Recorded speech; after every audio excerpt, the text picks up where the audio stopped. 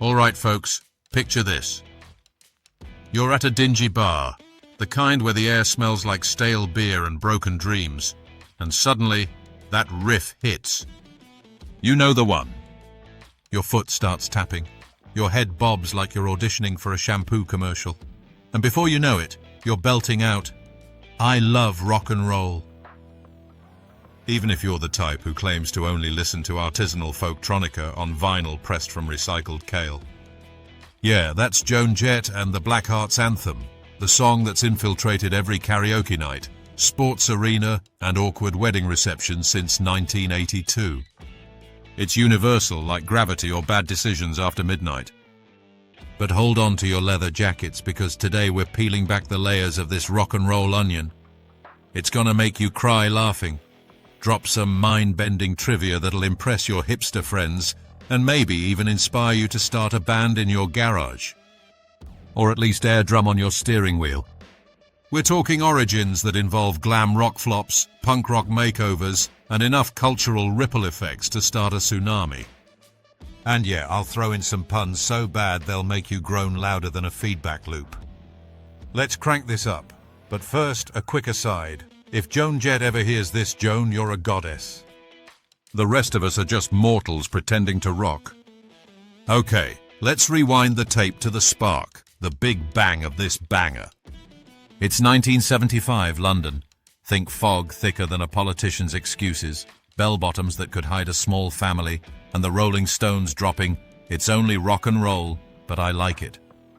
Now, Alan Merrill, lead singer and bassist of this glam rock outfit called the Arrows, is glued to his TV watching Top of the Pops. He's fuming. To him, Mick Jagger's crooning sounds like an apology to his posh pals. "Sorry for slumming it with this rock stuff, Rupert old boy." Alan's not having it. He's a young buck full of fire and he thinks, "Screw that, I love rock and roll." So, he grabs his guitar, probably in a flat that smells like curry takeout and ambition, and hammers out a 3-chord monster. The chorus? Boom. I love rock and roll, so put another dime in the jukebox, baby. Simple, right? But genius. He ropes in guitarist Jake Hooker for co-writing credit. Trivia alert. Partly to settle a debt, because nothing says rock and roll like bartering songwrites over pints. Their producer, Mickey Most, a hit machine who's worked with everyone from Herman's Hermits to Donovan, tweaks it. Originally, Alan had coin instead of dime, but Mickey says, "Make it American, lad. Dime sounds Yankee, like apple pie and drive-ins." Smart move, because who puts a coin in a jukebox? Sounds like you're feeding a parking meter for tunes. Now, the lyrics? Let's break them down like a bad breakup. It's a story song. Visceral as hell. You can almost hear the clink of that dime dropping, the neon buzz of the jukebox glowing in a smoky disco. Guy spots a girl dancing there by the record machine. Knows she's about 17. Okay, we'll circle back to that age thing later, because 1975 vibes were different. The beat's going strong, playing his favorite song, and he's thinking, it won't be long till she's with me. It's a pickup anthem wrapped in rock worship. But here's the obscure origin, jukeboxes themselves. Born in the 1890s as coin-operated phonographs in saloons, evolving from Edison's tech. By the 50s, they were cultural icons, symbols of teen rebellion. Think Happy Days, but with more grease. Alan's threading in that nostalgia, making the jukebox a character, almost like a wingman. And the put another dime? Dimes were the standard fee back then. Inflation's a bitch. Now it'd be put another $5 in the Spotify premium, baby. Pun intended, this song's got more hooks than a fisherman's tackle box. But here's the mini cliffhanger. Would this tune ever rock the world? The Arrows recorded at Abbey Road. Yeah, that Abbey Road, where the Beatles probably left some magic dust. First version's the B-side to Broken Down Heart, muddy and raw like a demo taped in a garage. Flops harder than a belly flop into an empty pool. Then Mickey's wife hears it, flips the single, "Aside now!" They shoot a TV performance and boom, the Arrows land their own weekly ITV show. Sensory overload, glittery outfits, screaming fans, Alan strutting like a peacock on steroids. But drama alert, legal squabbles between management and the label Tank promotion. No BBC radio, no Top of the Pops. It's like throwing a party and forgetting to invite anyone.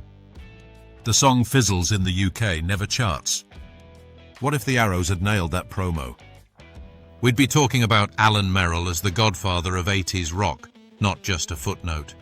Instead, the band implodes in '77, acrimonious as a reality TV divorce. Self-roast. If I were Alan, I'd be chain-smoking in a dive bar muttering, "I love rock and roll, but it hates me back." Satirical swipe, rock industry folks, where dreams go to die in a pile of unsigned contracts. Fast forward to Joan Jett, our heroine, entering stage left like a leather-clad tornado. It's 1976, she's touring England with the Runaways, all-girl punk band, teen rebels flipping off the patriarchy. They're at a hotel flipping channels and there it is, the Arrows belting out "I Love Rock and Roll" on their show. Joan's hooked. Visceral hit. The riff slices through the static like a switchblade. The energy's electric. She's imagining herself owning it. She sends a roadie to snag the single from a record shop. Back home, she pitches it to the Runaways during a lineup shuffle. Sherry Curry's on Vox, Vicky Blue on bass. They jam it, but nah, they pass. Why? They'd just covered the Velvet Underground's Rock and Roll, and 2 rock odes felt like overkill. What if they'd said yes? The Runaways might have exploded bigger. Joan stays put. No Blackhearts. Alternate universe where Cherry Bomb shares the spotlight with this. But fate's a funny bitch. Runaways disband in '79, Joan's solo scraping by. She heads to England, records a version with Sex Pistols Steve Jones and Paul Cook, punk royalty fresh off their own chaos. Spooky trivia. They cut it in the same London studio where Alan Merrill's working on another project. He bumps into her, gets a hug, loose friendship sparks. This version's the B-side to You Don't Own Me, gritty and raw, but it bombs. Limited press, collector's item now. Joan thinks, not done yet. She teams with manager Kenny Laguna, dude who believes in her when 23 labels reject her solo album. They form Blackheart Records, basically from Joan's apartment. Sensory, late nights, coffee breath, demo tapes scattered like confetti.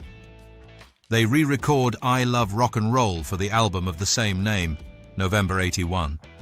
Joan's flipping the script. Now she's spotting the guy by the record machine. I knew he must have been about 17. Gender swap. It's empowering, like, take that male gaze, now I'm the hunter.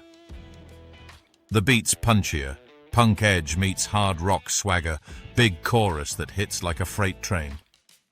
Album drops single in January '82. But shenanigans ensue.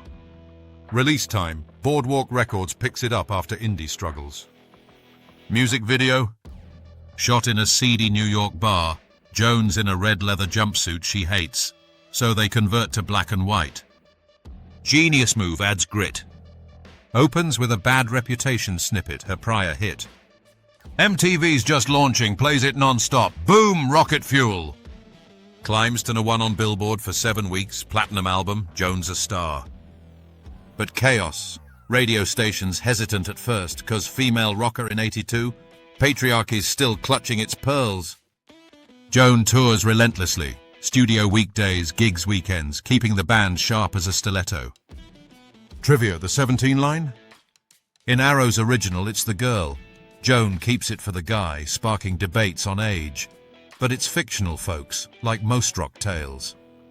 Meaning. Youthful lust, rock as aphrodisiac. Ripple paves way for women in rock. Madonna, Pat Benatar owe a nod. Funny what if. If Joan had changed it to 21, would it be the official anthem of dive bars instead of stadiums? Aside, I tried singing it at karaoke once. Sounded like a cat in a blender. Self-roast complete. Now rise to Mythic status. This song doesn't just hit, it explodes like a confetti cannon at a funeral. Controversies? Mild ones. Some pearl clutchers whine about the lyrics implying underage hookup. But come on, it's rock and roll, not amorality play. Bigger myth, people think Joan wrote it. Even in her biopic The Runaways, it tumbles from the ceiling like divine intervention. Alan Merrill's fuming calls it flabbergasting. Satirical jab, Hollywood, where facts are optional, like vegetables at a buffet. Culture-wise, it's everywhere. Wayne's World 2 soundtrack, new video in '93 with Jett at Irving Plaza mixing movie clips. Britney Spears covers it in 2002 for her album Britney, pop rock twist, karaoke scene in Crossroads. Peaks at No 13 in Oz, but makes Alan rich finally. Parodies galore. Weird Al does I Love Rocky Road, Lad Baby's I Love Sausage Rolls for charity, UK Christmas #1, raising bucks for food banks.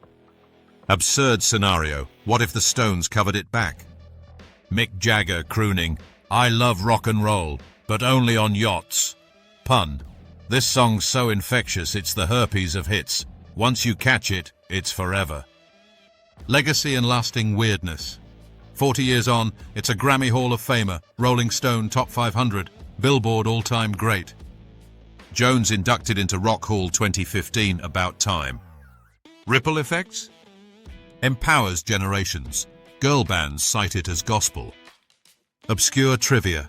Alan Merrill dies in 2020 from COVID, but not before calling Joan an honorary arrow. Weird covers. Christian parody. I Love Apostle Paul. Dance remix by Alex Gaudino. Cultural waves. From jukeboxes to streaming, it screams rock endures. What if no Joan cover? Arrows fade to obscurity, no anthem for misfits. Instead, it's the battle cry for anyone who's ever cranked the volume to drown out the world. Whew, that was a ride, like crowd surfing at a punk show. If you laughed, learned or felt that rock itch, smash that like button, subscribe for more deep dives into music mayhem, and comment your favorite Joan moment. Go blast the song, put a dime in whatever jukebox equivalent you've got, your phone I guess. And remember, love rock and roll, baby.